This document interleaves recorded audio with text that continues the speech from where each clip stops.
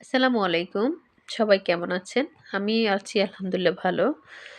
তো গত সপ্তাহে এই ফার্নিচারগুলো রং করা হয়েছিল। মিস্ত্রিরা বাসায় এসে ১ সপ্তাহ ধরে এগুলো রং করেছে।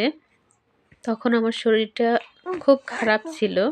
সে অবস্থায় মিস্ত্রিদেরকে নাস্তা দেওয়া, বাচ্চা সামলানো, ঘরের জিনিসপত্র গোছানো, বাসা চেঞ্জ করলে তো অনেক কাজ থাকে। আলহামদুলিল্লাহ সব করে উঠতে পেরেছি।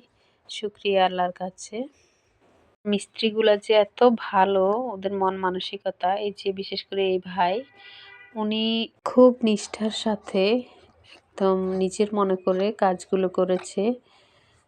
তো খুব ভালো লেগেছে ওনাদের কাজ। এই যে ফাইনাল বার্নিশ করার আগেই কেমন চকচক করছে। কি সুন্দর চকচক করছে। ওনারা সকালে এসে রাতে যেত। নামাজ পড়ার সময় নামাজ পড়ে আসতো। সময় এবং স্রোত কারোর জন্য অপেক্ষা করে না। যেদিন মিস্ত্রি আসলো সেদিন ১২ তারিখ। আমাদের খুব কাছের একজন মানুষ, ওর ভার্সিটি বন্ধ দিয়েছে। ওকে বললাম, "তুমি বাড়ি যেও না, আমাদের এখানে থাকো।" কিন্তু থাকেনি। বলা ঠিক না, ওর বিপদে-আপদে আমরা সবসময় থাকি। কিছুদিন আগে ডেঙ্গু হয়েছিল। তো আমি একা বাচ্চাদেরও সামলেছি, ওকেও দেখেছি। তো আমার আম্মা সুস্থ থাকলে আমার আম্মা চলে আসতো। আমার আম্মা ঢাকায় ২-৩ মাস ধরে ঢাকায় ভাইয়াদের, মামাদের, খালাম্মাদের বাসায়। আমার মামাতো ভাই গত ডিসেম্বরের ২৪ তারিখ আমেরিকায় গিয়েছে। তারপরে একবার ট্রেনের টিকিট কেটেছিল, আম্মা চট্টগ্রাম আসার জন্য আসতে পারেনি।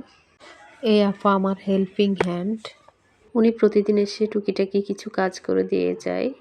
তাতে আমার অনেক উপকার হয়। এই আপাকে যেন আল্লাহ সুস্থ রাখে।